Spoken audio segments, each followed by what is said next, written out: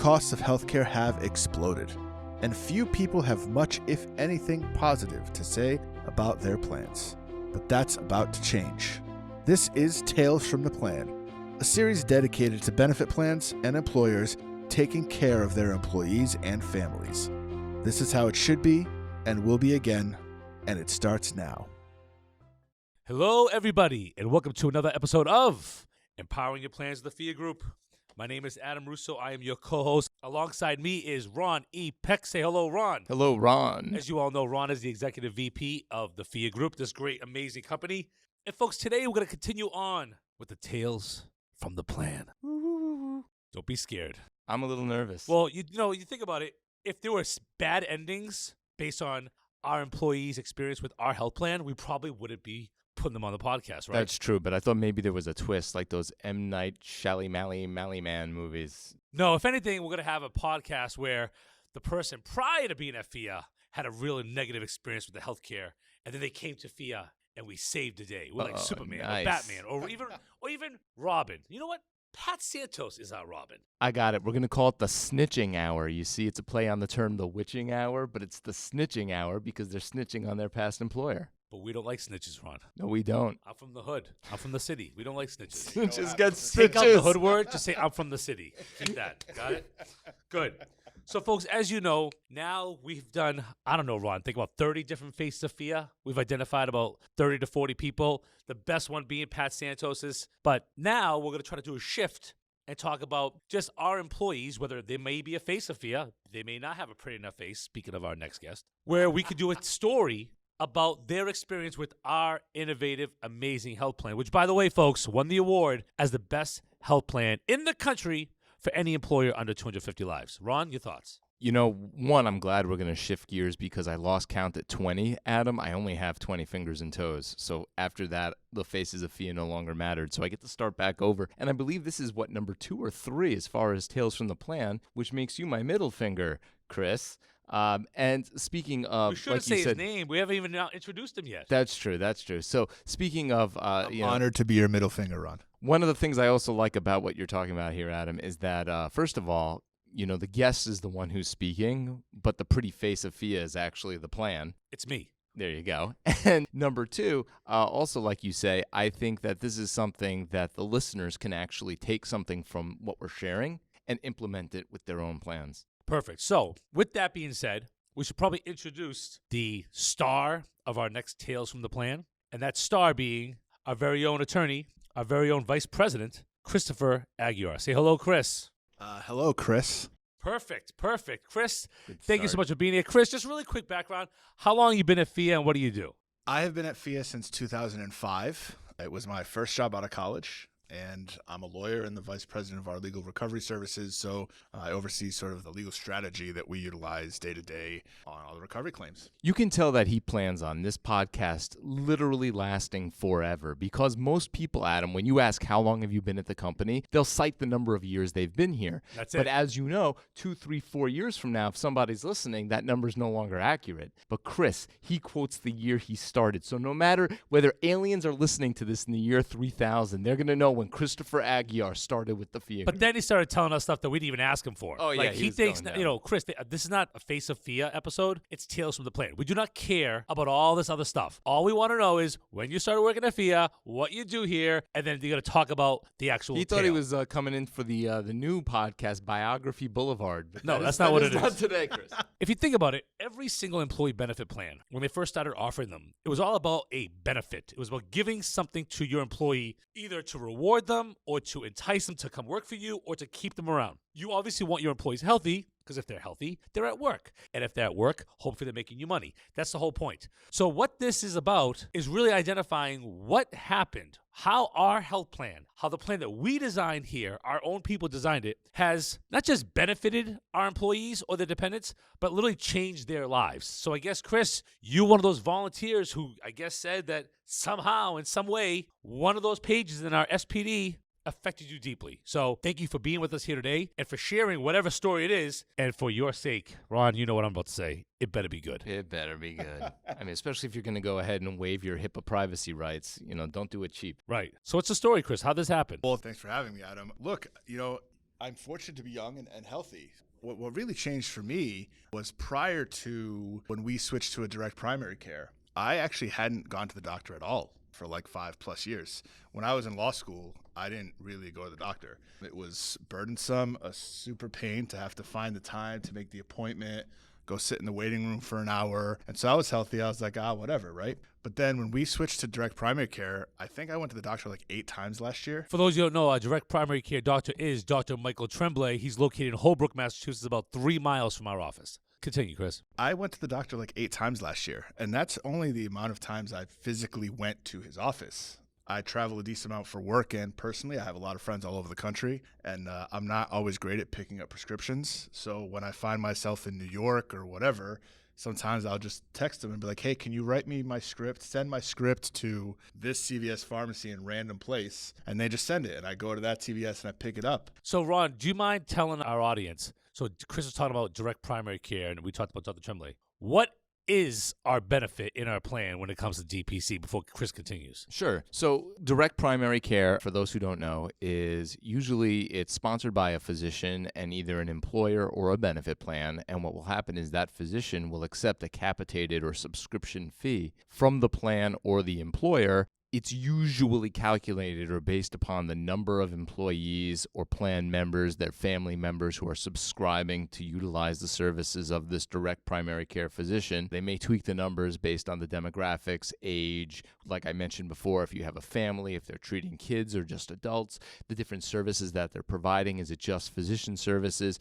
As far as Dr. Tremblay is concerned, as an example, the services are vast. It's not just physician services, but everything from, we have massage and stress and other types of anxiety therapy, straight through to dermatology services. In fact, they'll do a full review of your skin, look for things like that. So what Ron's trying to say, guys, well, as technical terms, right, in all this detail, is for under $100 a month, you have access to your own doctor. Anytime, anywhere. Text them, call them, see them, FaceTime, whatever it is. Prior to that, you have to just have your own primary care physician where you call your local physicians group, make an appointment 2 weeks down the road, and then you sit in a waiting room with 100 other sick people, just getting sicker. Oprah magazine or whatever. And then you get an average of 7 minutes with your doctor. More or less. Chris, how long, when you actually went to visit Dr. Tremblay the first time, how much time did you spend with him? Honestly, the first time I was probably there an hour and a half, and almost every time I'm there, I like to hear myself talk. Anybody that knows me knows that.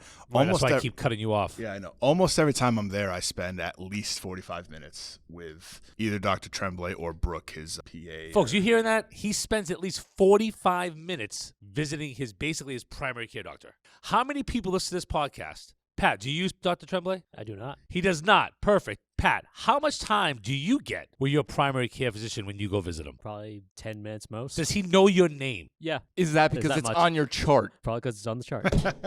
So you spend 45 minutes to an hour and a half with them. You're spending 10 minutes with your doctor. I want to ask Pat a question. I know it's about you, but let's turn it to Pat for a second. Absolutely. Pat, why haven't you switched to Dr. Tremblay? Honestly, not sure. Could this be the epiphany? Could this be the moment that Pat actually switches and realizes that for free, no copay, no monthly payment, Phia pays for it, That's right. you have access to your own doctor. So, Chris, tell us more. Convince Pat to switch. To Adam's point, we never talk about money when I'm there. I don't have to give them a credit card. There's no copay. There's nothing. I don't have to show up just to get a prescription. So if I'm sick and I can explain what my symptoms are. Like poison ivy, as an Right, example. exactly. I had that. He just wrote a script right away. One time I went there because I was running a fever. They gave me some meds, but it got worse. And so I called him. I was like, overnight, I'm having cold chills. Can I just take X? And he's like, yep, no problem. Go to the pharmacy, pick it up. I didn't know my doctor's phone number prior to this. I call him anytime, and either him or Brooke get back to me, usually within the hour. It's fantastic. I'm usually the only person there when I go. You go, and it's like you're walking into a spa almost. It's like they're literally just focused on you. It was weird at first. So has anything happened because of your relationship now with Dr. Tremblay that has changed you? Is anything happening going forward that you see because of your relationship now with your new doctor and how he's gotten to know you, how you think it's going to help you personally? Absolutely. Number one, I never used to go to the doctor, so I'm at least someone's paying attention to my health now. Me mainly, but someone else. And they understand my medical situations now. They're very well aware of everything that I'm dealing with because we spend time talking about it. If I'm stressed out, we'll talk about why I'm stressed out and the way that I can deal with that stress. I mean, for perspective, before I went there, I went to a doctor right down the street, right where the Burlington Coat Factory is. And I remember the one time I was there, I went in the middle of the day and I sat in the room. I was there for 2 hours and I spent 45 minutes just waiting for the doctor to show up in the room, and then was with him for 10 minutes. And he didn't know anything about me. He was new. I went there about 3 or 4 times. The experience is just so different. When you tell your friends and your family that you literally have your own doctor that you can just text or FaceTime with, what's the reaction typically? What do you mean? You can just text or FaceTime your doctor? That's what they say? Yeah. Do they assume that you're like rich? Yeah, some of them do. I'm like, no, my company just pays for it, and I just basically have access to this guy. But what most people don't realize is direct primary care is not made for guys like me, the rich, handsome, successful man. It's not. It's made for guys like Ron, the working class man, the average looking Joe Salt of the Schmo, earth. the Salt of the regular earth. guy. In all seriousness, direct primary care is made for the working class person. It's priced at a price point of under $100 a month. You don't have copays, you don't have deductibles. But the main thing is, people that do have high deductible health plans, your doctor, Dr. Tremblay, knows that. So instead of prescribing you a drug that's going to cost you and your family $500 a month or $300 a month or $1,000 a pill, he knows your situation. So he then identifies what the best route is for you to take care of yourself, take care of your family, and also not go bankrupt. Ron? That's right. So knowing our plan, as an example, our plan covers things like acupuncture, right? So if you're suffering from pain, he knows what's covered and what's not, and he'll direct you the right way to acupuncture. But let's say he knows that your plan doesn't cover, I don't know, fill in the blank, this type of MRI or that type of CT scan.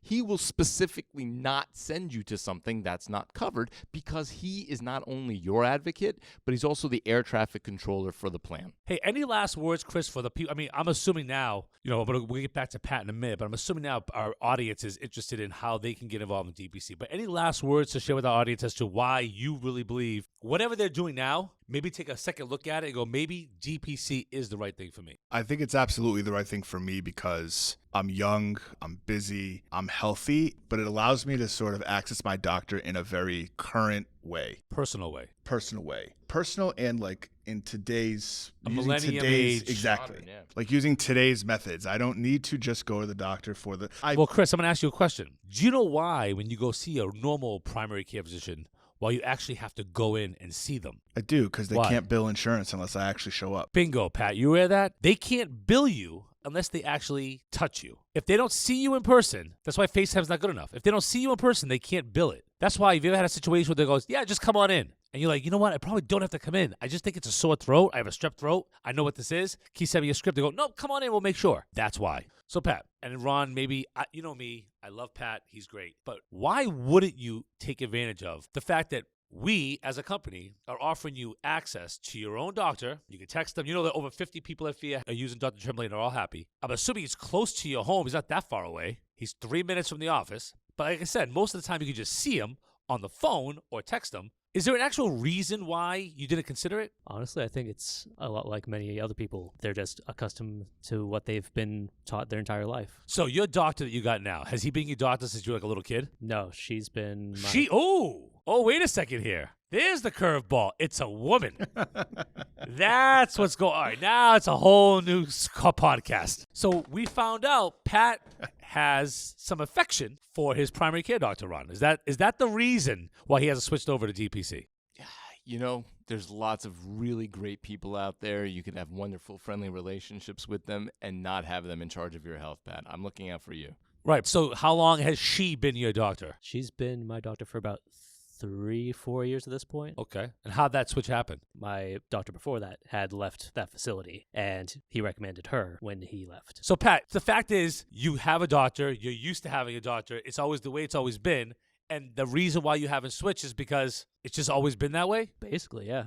Is there anything else we could do to convince you to maybe take that leap? Honestly, just hearing all of the good feedback that everyone's presented so far is already pretty compelling itself. We're going to have to have another Tales from the Plan, Ron, down the road where we see maybe a couple months from now when Pat does switch over and you realize that Dr. Tremblay is just an amazing doctor. Any final questions for Chris? Chris, what one event really made you realize how great DPC is for you? A specific thing that happened. Yeah, so for me it was I went to New Jersey for a personal trip and I forgot a medication I need. And I literally just texted his team, Brooke, and I was like, Brooke, I need you to write my script and like send it here. And within like 10 minutes, she was like, okay, you can pick it up at this CVS, which was like 5 minutes from where I was staying in New Jersey. And yeah, I had meds I needed. If I had called my doctor, I don't know that that would have happened. Well, folks, if Ron Peck, myself, and Chris Aguirre haven't convinced you and our producer, Pat Santos, to switch over to DPC, I guess nothing will. But Chris, thank you so much for sharing your insight, sharing your story. We appreciate it. On Thank behalf you. of Pat Santos, our producer, Ron E. Peck, our executive vice president, Chris Aguirre, our one-time and only one-time guest, and myself, Adam V. Russo, Esquire, the CEO and co-founder of the company, thank you so much for empowering your plans with the Phia Group. Have a great day. Thank you.